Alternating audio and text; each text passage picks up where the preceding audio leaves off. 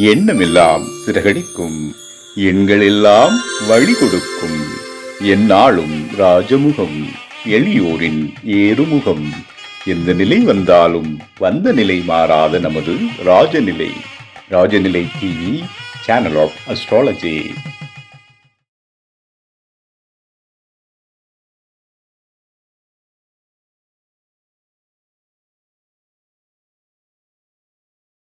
அன்பு நிறைந்த தமிழ் மக்கள் அனைவருக்கும் வணக்கம். இன்று பிறந்தநாள் மற்றும் திருமணநாள் கொண்டாடும் அனைவருக்கும் ராஜநிலை டிவி சார்பாக வாழ்த்துக்களை தெரிவிப்பது உங்கள் ராஜநிலை எண்கணித வித்தகர் லால்குடி செந்தில். இன்றைய பஞ்சாங்கம் மற்றும் குரு பெயர்ச்சி பலன்கள் விருச்சிக ராசிக்கு எப்படி இருக்குங்கிறது தெரிஞ்சுக்க போகிறோம்.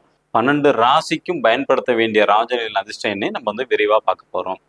இன்றைய பஞ்சாங்கம் உத்தராயண காலம், பராபவ வருடம், வைகாசி மாதம் 19ஆம் தேதி செவ்வாய்க்கிழமை இன்று 2/6/2026. நல்ல நேரம் காலை 7:30 மணி முதல் 8:30 மணி வரை, மாலை 4:30 மணி முதல் 5:30 மணி வரை. கௌரி நல்ல நேரம் காலை 10:30 மணி முதல் 11:30 மணி வரை, மாலை 7:30 மணி முதல் 8:30 மணி வரை. ராகு காலம் மதியம் 3 மணி முதல் 4:30 மணி வரை. குளிகை நேரம் மதியம் 12 மணி முதல் 1:30 மணி வரை. யமகண்டம் காலை 9 மணி முதல் 10:30 மணி வரை. சூலம் வடக்கு திசை. வடக்கு திசையை நோக்கி வீட்டிலேருந்து முதல் தடவை போகிறதா இருந்தால் பால் சாப்பிட்டு போனீங்கன்னா அந்த காரியம் சக்சஸ் ஆகும்.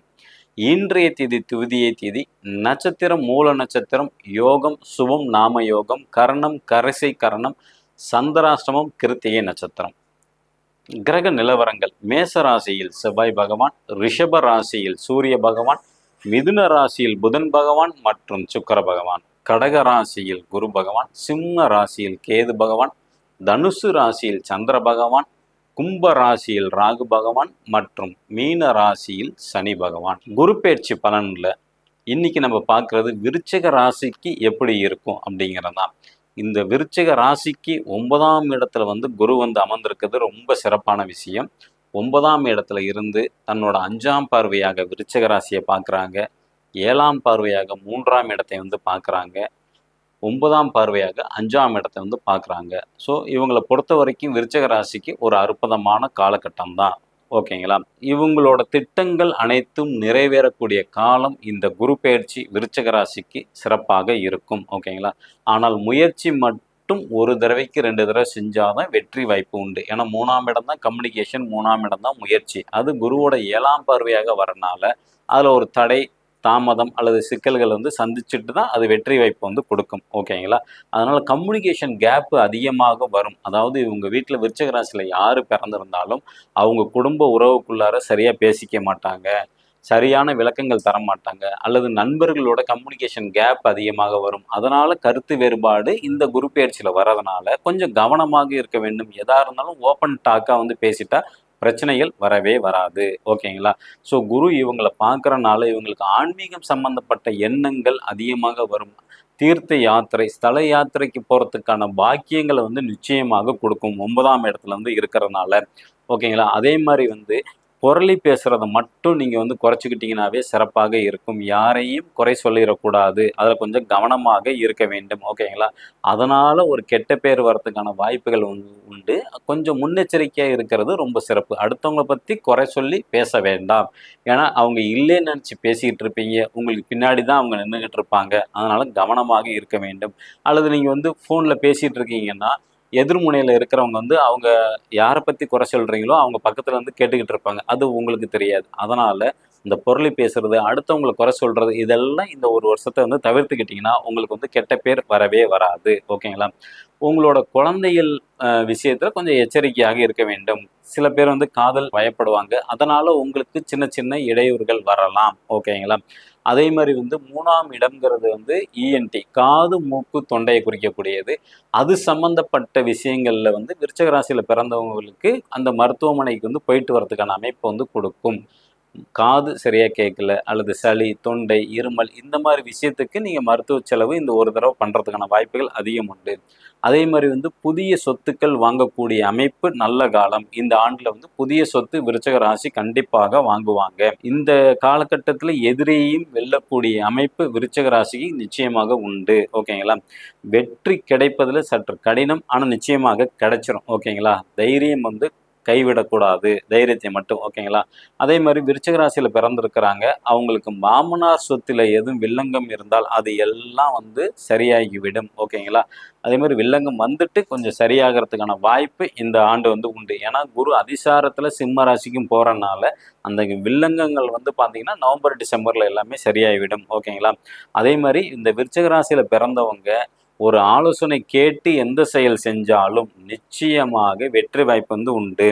அதே மாதிரி லஞ்சம் வாங்கவே கூடாது. விருச்சிக ராசியில பிறந்தவங்க அரசு வேலையில அரசாங்க தொடர்பு இந்த மாதிரி எதுல இருந்தாலும் லஞ்சம்ங்கிறது இந்த வருஷம் வாங்குனீங்கன்னா நிச்சயமாக நீங்க மாட்டிக்கலுங்க. அதை கொஞ்சம் எச்சரிக்கையாக இருங்க. 3ஆம் இடம் தான் பெட்டிஷன். உங்களை பத்தி மொட்டை கடிதாசி, அந்த காலத்துல மொட்டை கடிதாசின்னு சொல்லுவாங்க.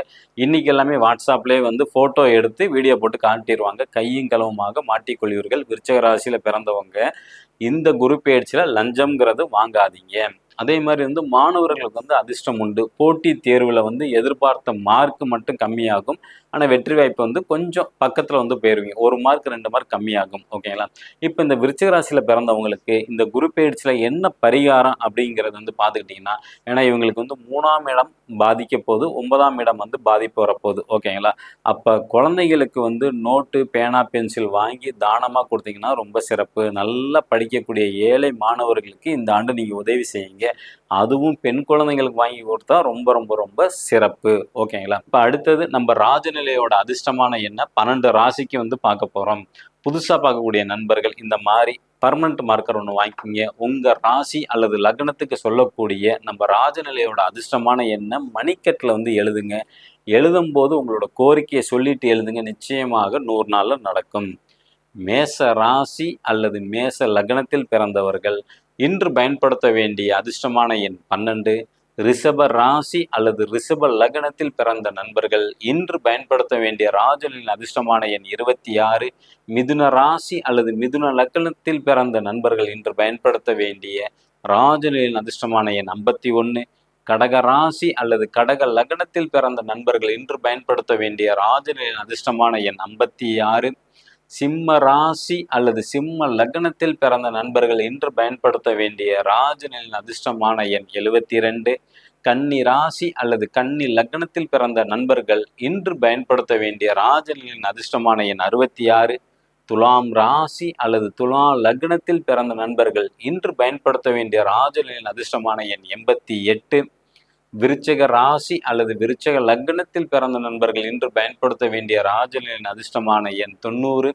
தனுசு ராசி அல்லது தனுசு லக்னத்தில் பிறந்த நண்பர்கள் பயன்படுத்த வேண்டிய ராஜனின் அதிர்ஷ்டமான எண் 93. மகர ராசி அல்லது மகர லக்னத்தில் பிறந்த நண்பர்கள் இன்று பயன்படுத்த வேண்டிய ராஜனின் அதிர்ஷ்டமான எண் 89. கும்ப ராசி அல்லது கும்ப லக்னத்தில் பிறந்த நண்பர்கள் பயன்படுத்த வேண்டிய ராஜனின் அதிர்ஷ்டமான எண் 16.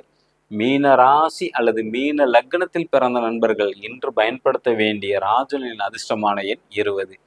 இந்த அதிர்ஷ்டமான எண் உங்க ஜாதகத்துக்கு இருக்குதா அப்படின்னு தெரிஞ்சுக்கணும்னா கீழே உள்ள வாட்ஸ்அப் நம்பருக்கு வந்து தொடர்பு கொள்ளுங்க. நீங்க பயன்படுத்தக்கூடிய மொபைல் நம்பர்ல, செல்போன் எண்ணில் உங்க ஜாதகப்படி தான் அதிர்ஷ்டமான எண் இருக்குதா அப்படின்னு தெரிஞ்சுக்கணும்னா தொடர்பு கொள்ளுங்க. எல்லோருக்கும் நல்லதே நடக்க இறைவனிடம் வேண்டிக் கொள்கிறேன். நம்பிக்கை இருந்தால் நட்சத்திரங்களும் வழிகாட்டும். நல்ல எண்ணம் வைத்தால் நல்லதே நடக்கும். மீண்டும் சந்திப்போம். நன்றி, வணக்கம்.